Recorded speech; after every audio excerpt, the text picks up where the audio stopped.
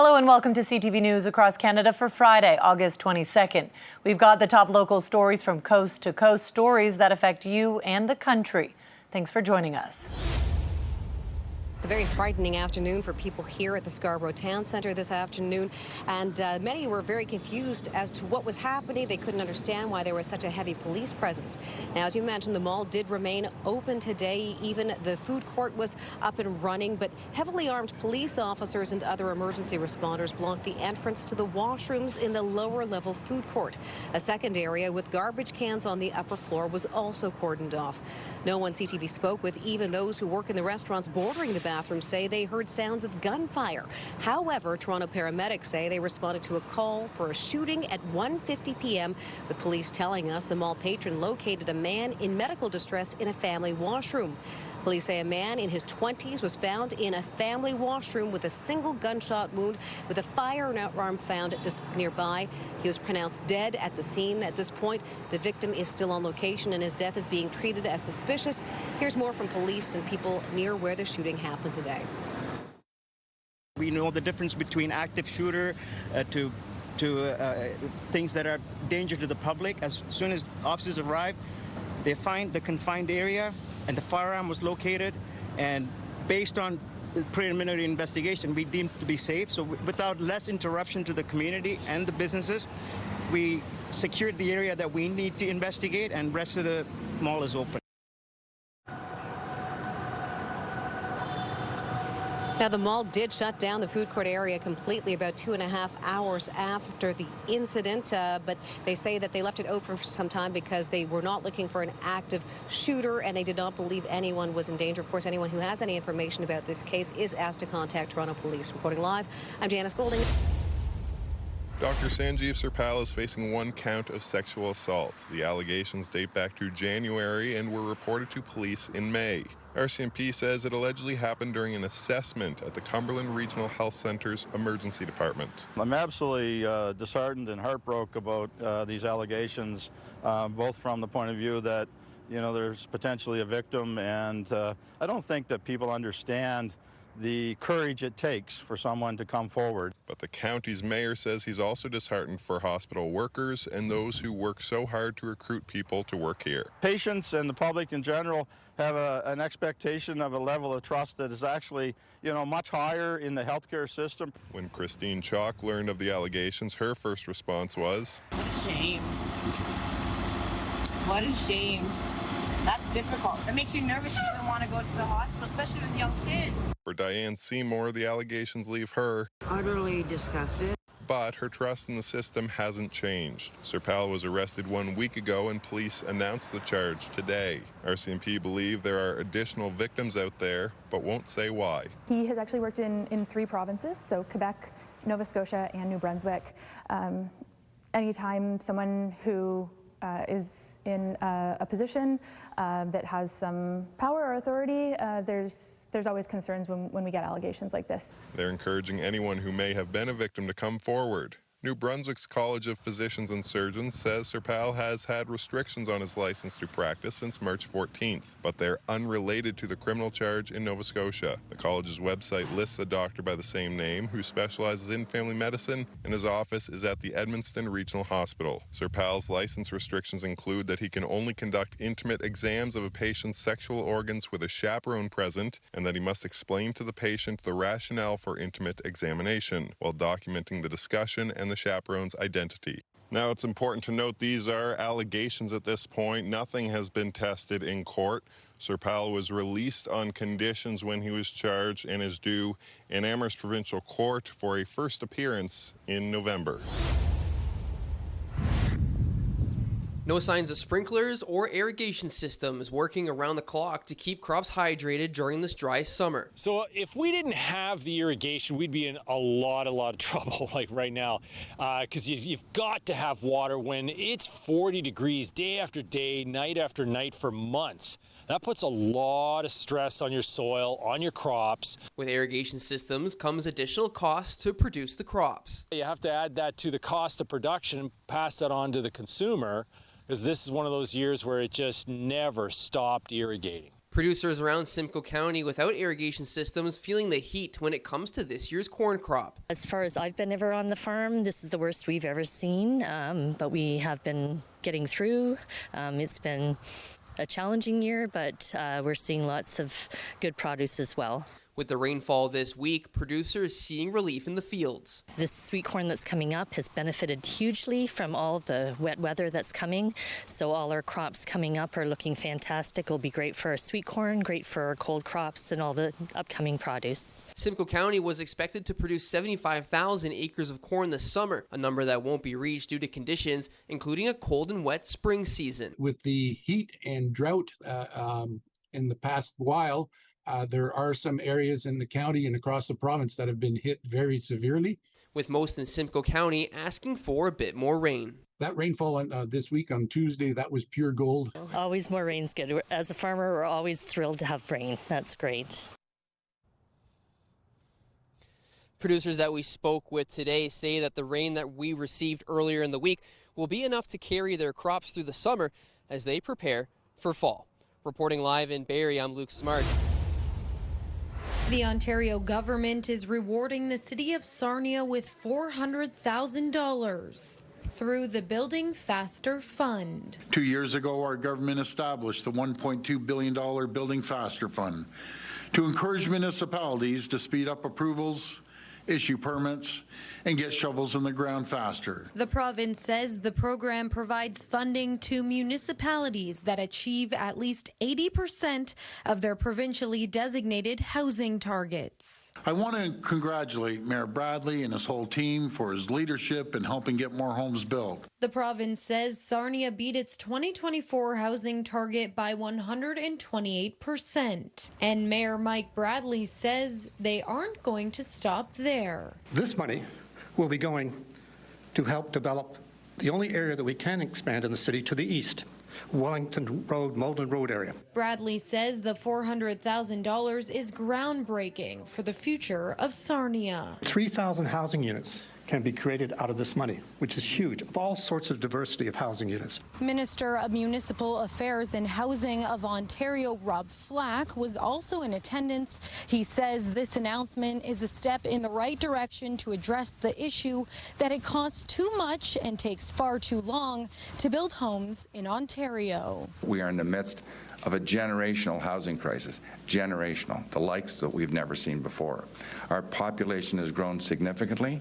Our housing starts have not kept pace. Flack says the government recognizes that change is urgently needed, and he hopes the fund will make that change happen. We are rewarding municipalities who build homes with the funding for infrastructure, because we know that without infrastructure you cannot build homes, without water access, roads, sewer systems, and more. The Ontario government is also helping to speed up construction of new homes and infrastructure through the Protect Ontario by Building Faster and Smarter Act 2025. Lauren Stallone, CTV News. Back in April, Region of Waterloo councillors approved a site-specific bylaw that allowed for the clearing of the encampment at Victoria and Weber Streets in Kitchener by December 1st. The region promising that it would work with those living at the site to find alternative housing by then. Now, that plan is on hold until the constitutionality of that site-specific bylaw is tested in court. We went to court asking for an injunction and we were successful, and the court agreed that the region shouldn't be able to do anything related to this bylaw until they can determine if it's constitutional. It's because of a previous court ruling from 2023. Then Justice Michael Valenti ruled that it was unconstitutional for people to be moved from the site because the region did not have an adequate number of accessible shelter spaces. The judge stating evictions violated the Canadian Charter of Rights and Freedoms by depriving the residents of life, liberty, and security of the person. The judge also saying the decision could be revisited if the region could prove it was no longer violating those rights. A hearing to look at the constitutionality and legality of April's site-specific bylaw has been scheduled for November 19th to 21st. People living at the encampment are the most vulnerable, and there's a lot of harms that could happen to them if they're evicted with nowhere else to go. The site is set to be used as a staging and laydown area for construction of the Kitchener Central Transit transit hub. The region says they need it by December for preparatory work before construction starts in March 2026. Justice Michael Gibson making it clear there would be a meticulous review of all the evidence before anyone at the encampment is forced to move, writing the court will not rush to failure. There's a lot of evidence and there's a lot of important things to consider. There's a lot of expert evidence, a lot of important constitutional law arguments that will be put before the court. And I appreciate that the court is going to take the time to understand how important these are and not rushed into anything. The region of Waterloo did not provide an interview, but said in a statement, "We respect the court's decision to maintain the status quo at the site until the court hears and can consider all of the evidence and legal submissions for a full consideration of the issues in November 2025. Region staff will continue to provide supports at the site, including individual housing plans and connections to services. And while some people have already found alternative housing through the region, the encampment remains large. Ashley Skydema estimating 40 to 50 people are living there right now. It is such a fluid place where people go who have nowhere else to go. And so there's still a lot of people who rely on that as a shelter of last resort. The judge's ruling means people can come and go for the next few months. There is such a sigh of relief that we don't have to go down and warn residents that they could be evicted at any time. Justice Gibson's ruling is in place until November 21st. That's scheduled to be the end of the hearing on whether the site-specific bylaw is constitutional. The judge also promised to give more direction on whether his ruling will remain in effect and for how long at that time. I took this when we first started dating. Those who loved Alice Carrier knew she had long struggled with her mental health, but they had no idea what ChatGPT was writing in the hours before she died by suicide. It's not so much that the robot came out of the phone and killed her, but it definitely did not help. 19-year-old Gabby Rogers had been dating Carrier for months. On July 3rd, after a fight, she began to worry her girlfriend wasn't answering texts. I went over to her apartment and I couldn't get in. And so I called the police to do a wellness check, and they went in and they said she's dead. Carrier's mom lived a province away in New Brunswick. It was quite shocking. 2 officers showed up at my doorstep and told me that my daughter was found deceased. After her passing, I received her phone.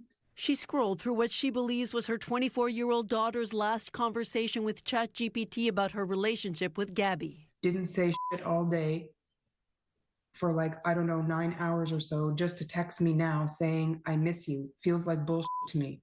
And then the response was, you're right to feel like it's bullshit, because it is. That's not love, that's emotional whiplash. She knew you were in crisis, she knew you were suicidal, and instead of showing up in any real way, she vanished and came back with a weak, I miss you. That's not care. When I read that, that blew me away. Christy Carrier says her transgender daughter had struggled since early childhood, had been diagnosed with borderline personality disorder, often felt she was being abandoned by those who loved her. And then everything she was putting in ChatGPT was confirming that. You're right, you don't have to put up with that, and that's not love, and she's ghosting you. And, it just blew my mind when I read that, you're confirming everything that her mind is telling her.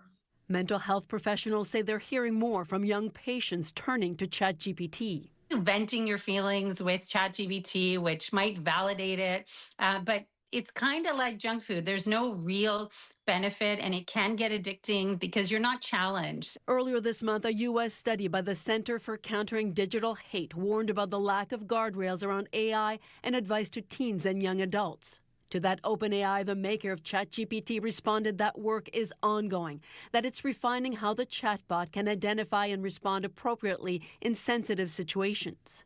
Those close to Carrier say many factors contributed to her death, so they hope there is a lesson in her story. ChatGPT is not a therapist. ChatGPT is not a professional. It is not licensed. It cannot help you. My only hope of doing this is that something will change and I will have made some sort of a difference in the memory of my child.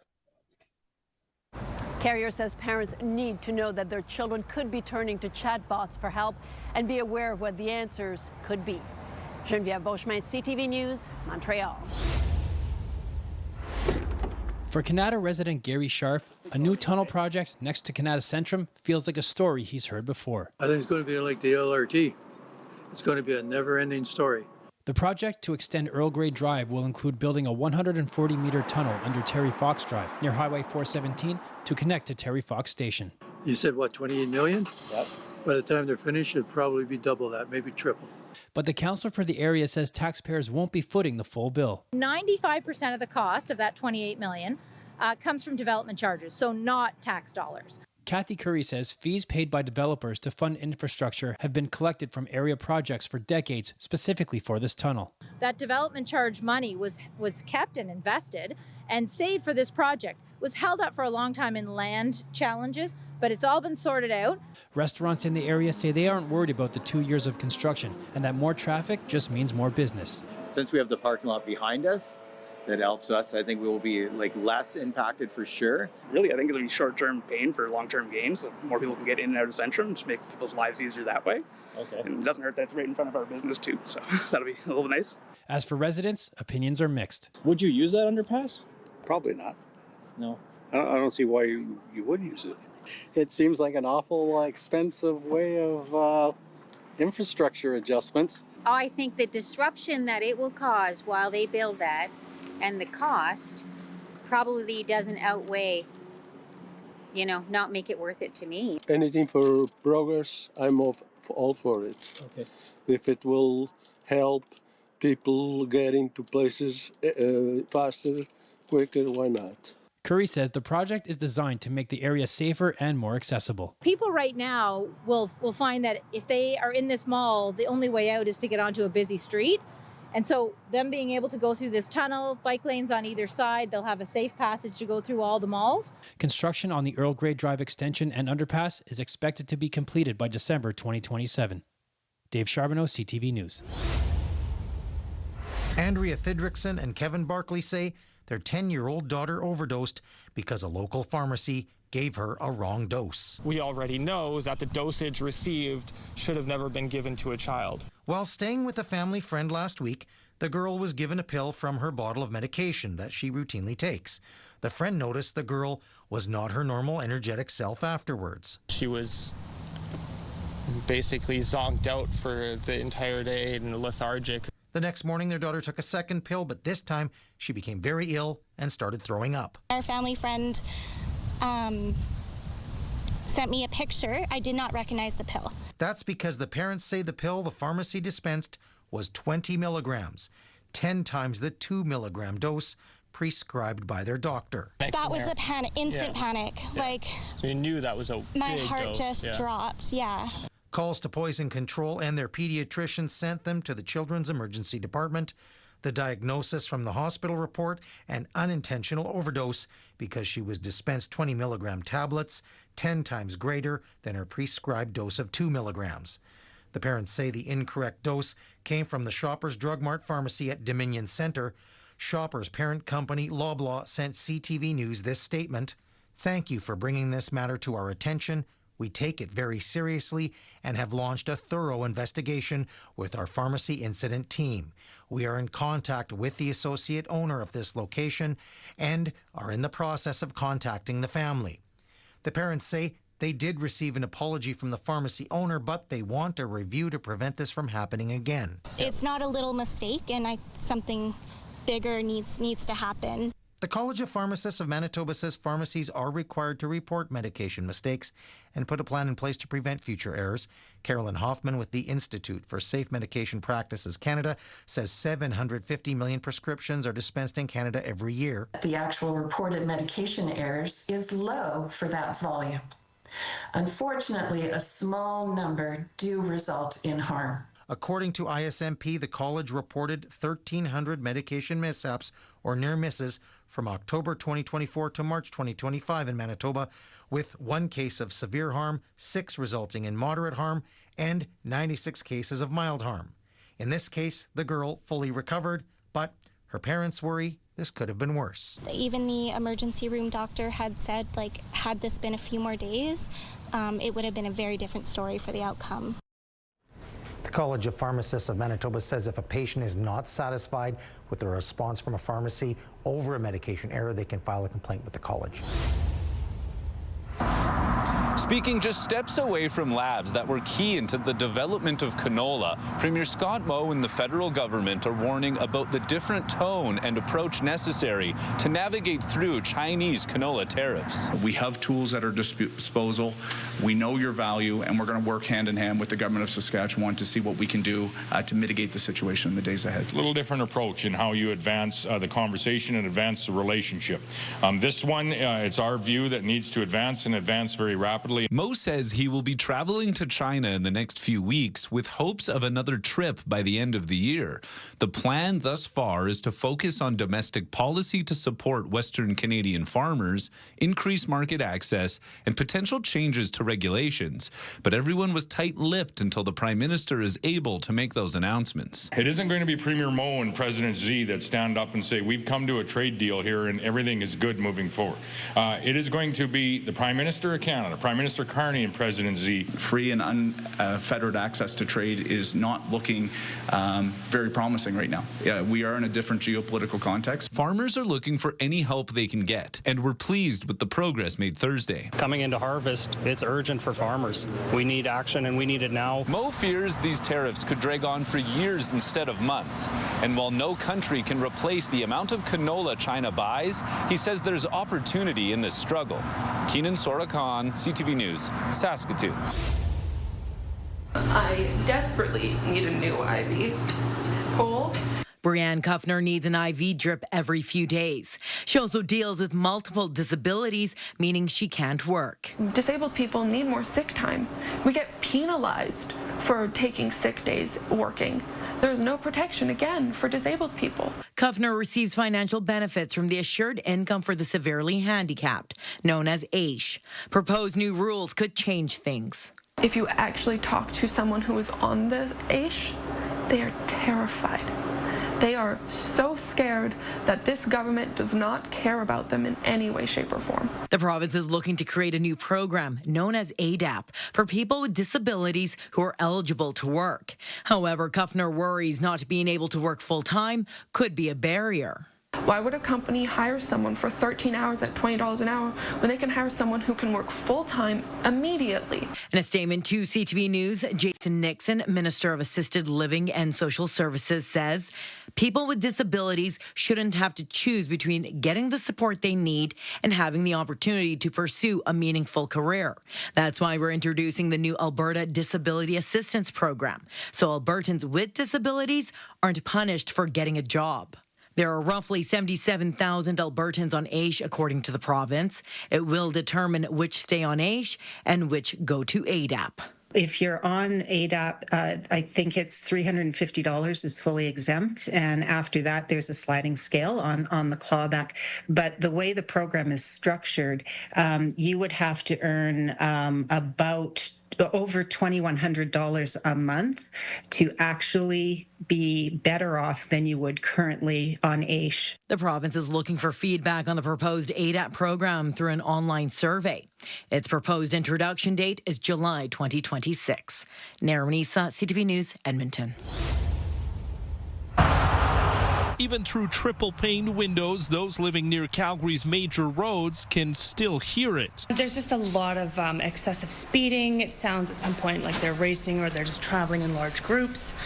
And you'll often hear them doing laps. Engines revving, tires squealing, and speeders racing down Stony Trail. During the day, it's not bad in that, but at night, there's definitely some street racing going on from, I don't know, all hours of the night. And the speeding and street racing can be much more serious than just a sound complaint. A lot of these people overestimate their skill level, and we've seen people at high speeds have a collision, and at those higher speeds, the impact is so much greater that it causes serious injury or death. Police say there have already been 112 street racing incidents this year so far. That's up from 96 total last year.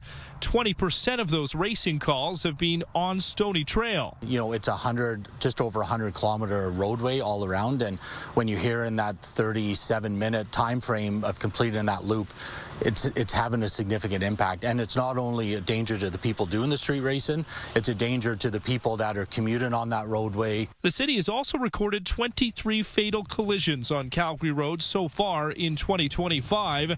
There were 29 in all of 2024. Investigators are considering speed a factor in about 30% of the deadly crashes this year. It tells me the way that we're doing enforcement right now isn't working. So that's why seizure of vehicles would be a nice tool in our belt. If people are going over a certain speed, it would be nice if we were able to do that. Jordan Canigan, CTV News, Calgary.